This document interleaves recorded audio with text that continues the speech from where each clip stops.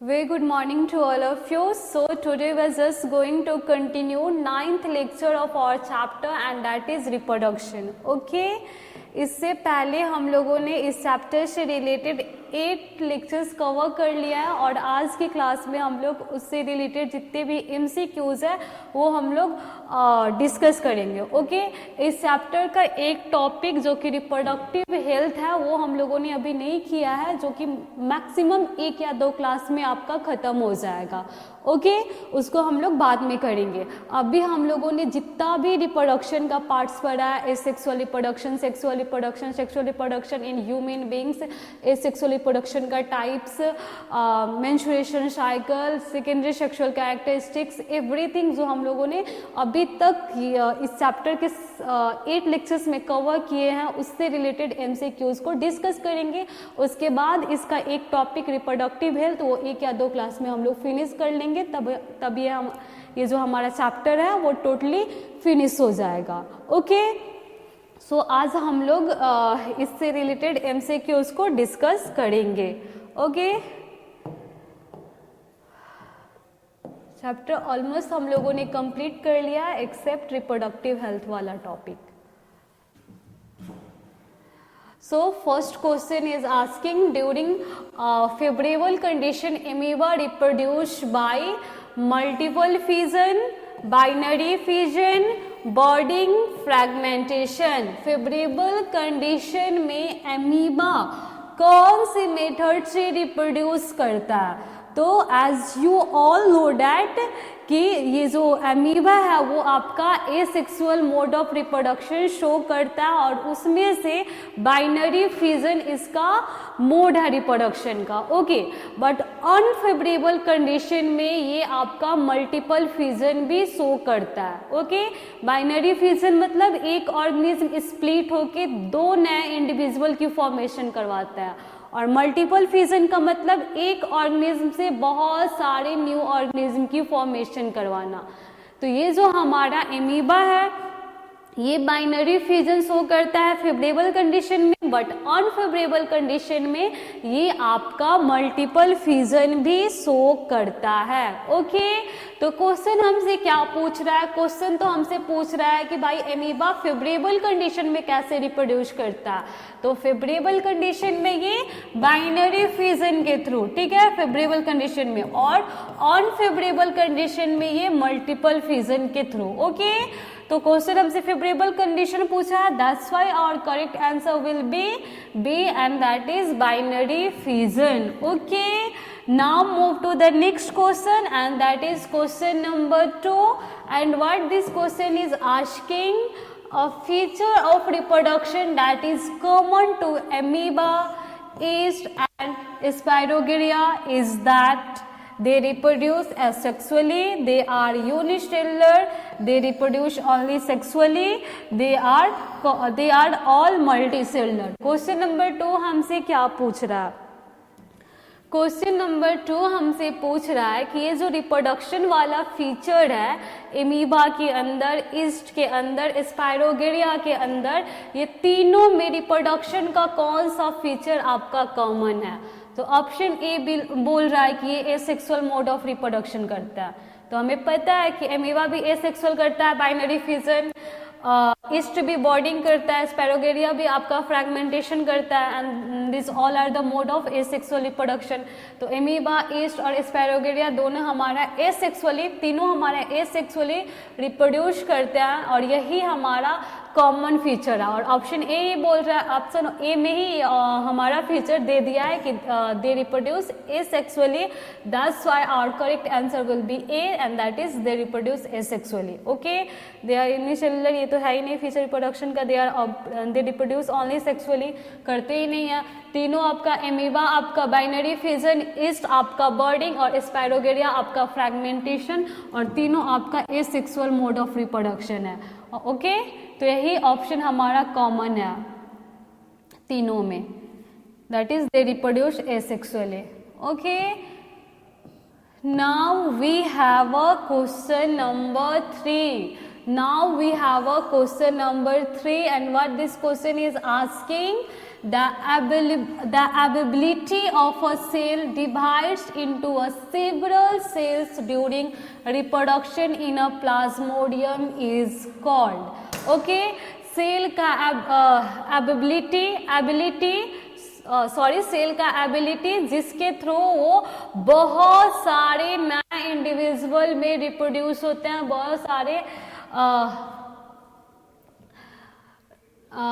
Okay नहीं, question हमसे क्या पूछ रहा है, क्वेश्चन हमसे पूछ रहा है कि प्लाज्मोडियम में एक एबिलिटी होती है जिसके थ्रू उसका सेल आपका बहुत सारे सेल्स में डिवाइड हो जाता है। उस टाइप्स के रिप्रोडक्शन को, उस एबिलिटी को हम लोग क्या बोलते हैं? क्या उसे हम बॉर्डिंग बोलते हैं, क्या उसे हम मल्टीपल फिजन बोलते हैं, या फिर बाइनरी फिजन, या फिर उसे हम रिडक्शन डिवीजन बोलते हैं? तो हम जब मल्टीपल फिजन पढ़ रहे थे वहाँ पे हमने देखा था कि एक सेल आपका डिवाइड कर करके बहुत सारा सेल्स की फॉर्मेशन करवा देता है। ओके, और वो सारे एक नए इंडिविजुअल के रूप में आ जाते हैं। और ये चीज़ हमने कहाँ देखा था? प्लाज्मोडियम में देखा था।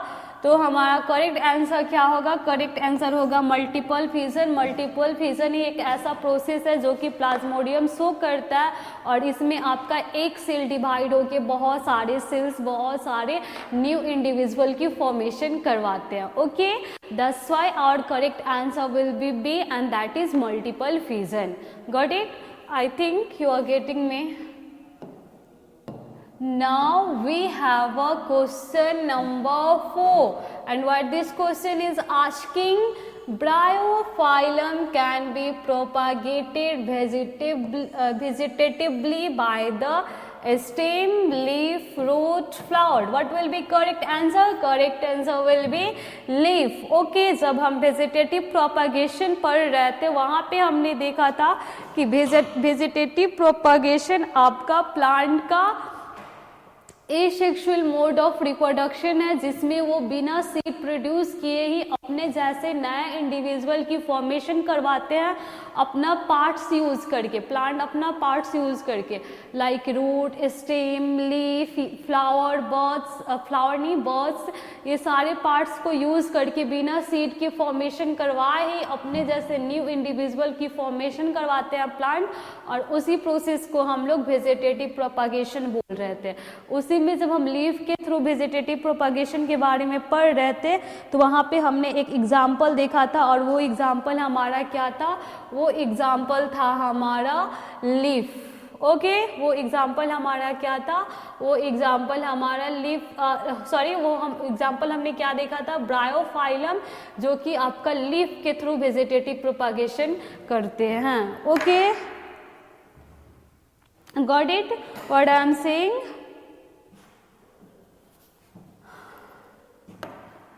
Now we have a question number 5. Now we have a question number 5, and what this question is asking, vegetative propagation refers to formation of a new plant form.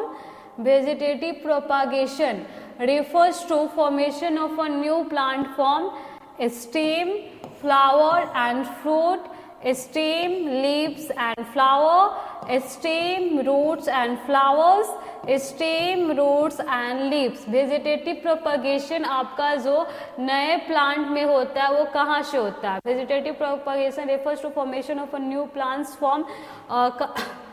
form stem, leaves and flower, stem, root and flower, stem, root and flower, stem, root and leaves,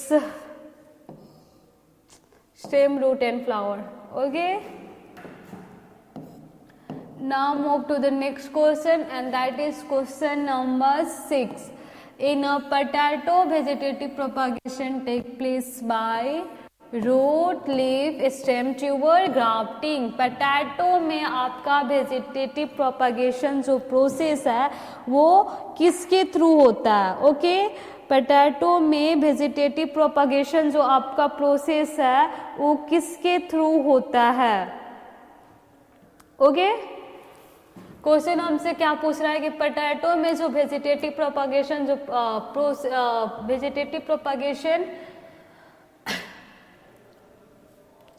potato में जो vegetative propagation होता है वो किसके through होता है? Root के through होता है, लीफ के थ्रू होता है, स्टेम ट्यूबर के थ्रू होता है, ग्राफ्टिंग के थ्रू होता है। किसके थ्रू होता है? तो ये हमारा स्टेम ट्यूबर के थ्रू होता है। पोटैटो में वेजिटेटिव प्रोपागेशन किसके थ्रू होता है? तो पोटैटो में वेजिटेटिव प्रोपागेशन हमारा स्टेम के थ्रू होता है। Okay, now move to the next question, and the next question is question number 7. Vegetatively propagated plant do not bear root, do not bear balls, are genetically similar, are genetically dissimilar. Vegetatively propagated जो plant होते हैं वो आपका क्या roots को, उसके अंदर root नहीं होते हैं, उसके अंदर ये बॉल्स नहीं होते हैं, या फिर वो दोनों एक दूसरे से जेनेटिकली सिमिलर होते हैं या फिर एक दूसरे से जेनेटिकली डिसिमिलर होते हैं। तो वेजिटेटिव प्रोपागेशन के थ्रू जो भी प्लांट का प्रोडक्शन होता है, जो भी न्यू इंडिविजुअल की फॉर्मेशन होती है, वो एक दूसरे से जेनेटिकली उनका जो जेनोटाइप्स होता है वो एक दूसरे से सिमिलर होता है। ये चीज़ हमने देखा था जब हम वेजिटेटिव प्रोपागेशन पढ़ रहे थे।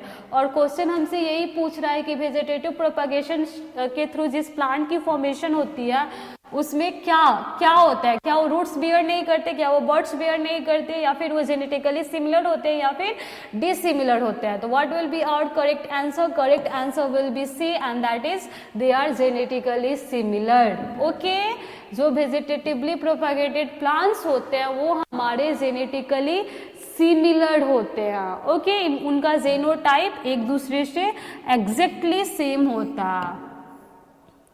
Okay, now we have a question number 8, and what this question is asking: Spirogyria reproduced by budding, fragmentation, regeneration, fission.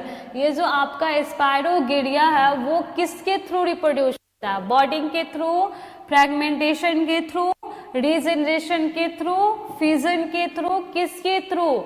तो हमने जब एसेक्सुअल मोड ऑफ रिप्रोडक्शन में फ्रैगमेंटेशन पढ़ रहे थे जिसमें आपके बॉडी पार्ट से नए इंडिविजुअल की डेवलपमेंट हो रही थी।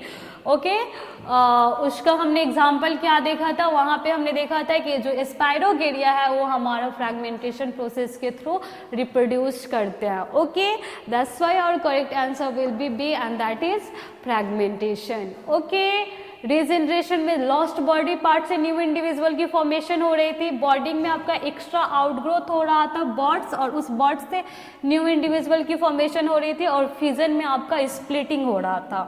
Okay, now we have a question number 9, and what this question is asking: in rhizopus tubular thread-like structures bearing sporangia at their tips are called filaments, hyphia, rhizoids, roots, hyphia। Okay, Rhizopus में जो tubular thread like structure होता है जो कि स्पोरेंगिया beer करता है, उसे हम लोग क्या बोलते हैं? उसे हम लोग हाइफिया बोलते हैं। ओके,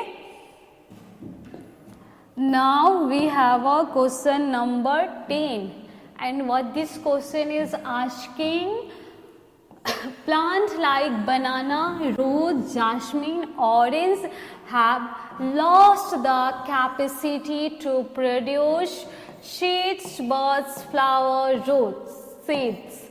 बनाना, रोज, जैस्मीन, ऑरेंज, ये इस टाइप के फ्रूट है जो कि अपना सीड की फॉर्मेशन, जो सीड होता है उनको लॉस्ट कर दिया। ओके, उनके पास ये कैपेसिटी नहीं होती है। जैसे आप बनाना को देखोगे, रोज को, जैस्मीन को, ऑरेंज को, तो they all have lost the capacity to produce seed. They all have a bud, they all have a flower, they all have a roots, but they do not have a seeds. That's why our correct answer will be D for this question, and that is question number 10. Okay, now we have a question number 11.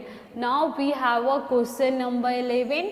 The flower of the hibiscus plant is bisexual, unisexual, neutral भी small, bisexual, ये तो example है। Now we have a question number 12. The part of the flower which is present in the center of the flower is sepals, ये तो आपका outer most है, petals, carpels, stamens। Flower का वो part जो कि आपका सेंटर में प्रेजेंट होता है, उस पार्ट्स को हम लोग क्या बोलते हैं, तो उस पार्ट को हम लोग कार्पेल बोलते हैं। That is a female reproductive parts of a flower, female reproductive parts of a plant.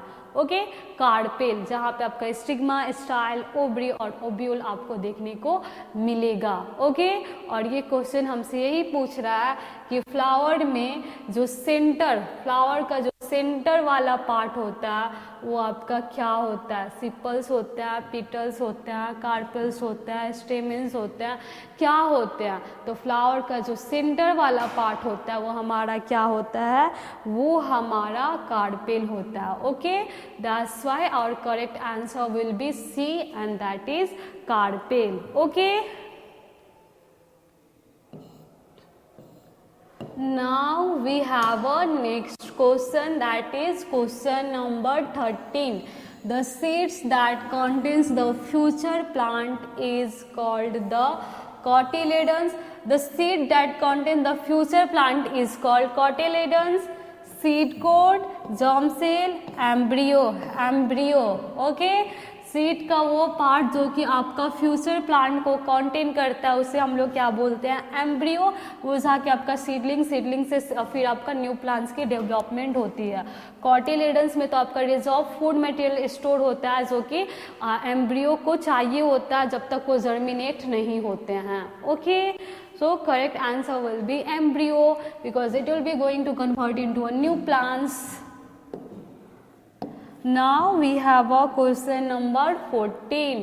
The period of pregnancy is called gestation period, incubation period, ovulation, menstruation period.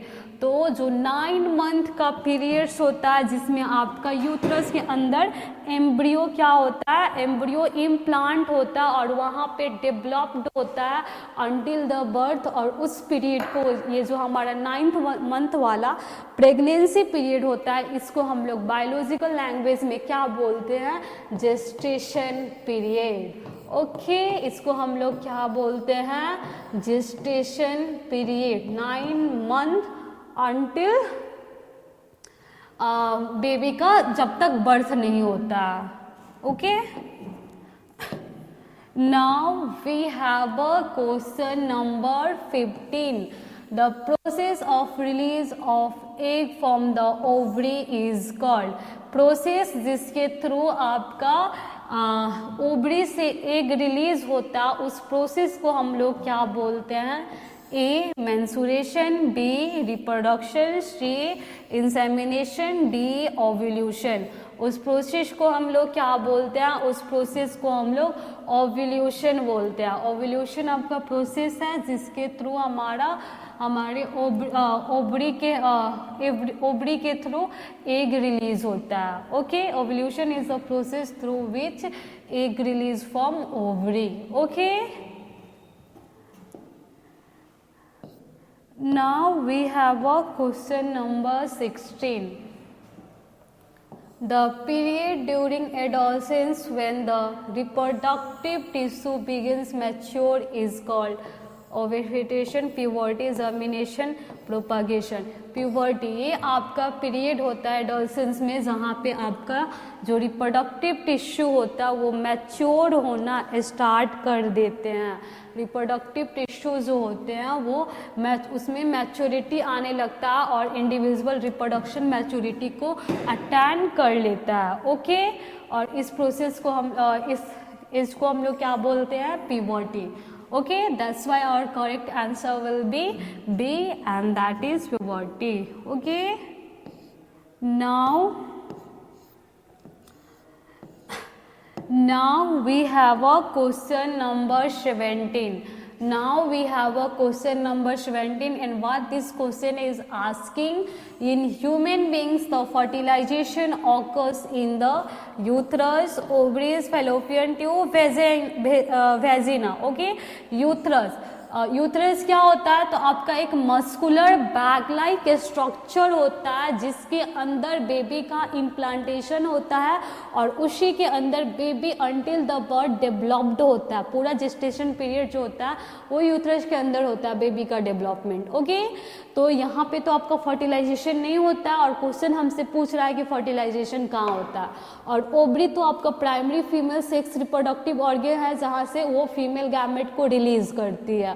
Okay, तो ये भी नहीं है. फेलोपियन ट्यूब आपका एक tube है जो कि 10 से 12 सेंटीमीटर लॉन्ग होता है और यही हमारा साइट है फर्टिलाइजेशन का. यहीं पे हमारा जो वेजाइना के थ्रू पेनिस एंटर करता है वहाँ पे स्पर्म को रिलीज करता है यूथरस के टॉप ऑफ द यूथरस में. फिर वहाँ से वो जाके आपका ट्रैवल होके फेलोपियन ट्यूब में जाता है और फेलोपियन ट्यूब में ही ओवरी ओबम को यानी फीमेल गैमेट को भी रिलीज करती है और वहीं पे आपका ओबम और स्पर्म एक दूसरे से मिलते हैं और फर्टिलाइजेशन होता है. ओके, तो साइट क्या है फर्टिलाइजेशन का? हमारा साइट है फर्टिलाइजेशन का हमारा फेलोपियन ट्यूब. ओके, क्वेश्चन 17 हमसे क्या बोला है कि ह्यूमन बींग्स में फर्टिलाइजेशन कहाँ होता है? तो ह्यूमन बींग्स में फर्टिलाइजेशन हमारा फेलोपियन ट्यूब के अंदर होता है.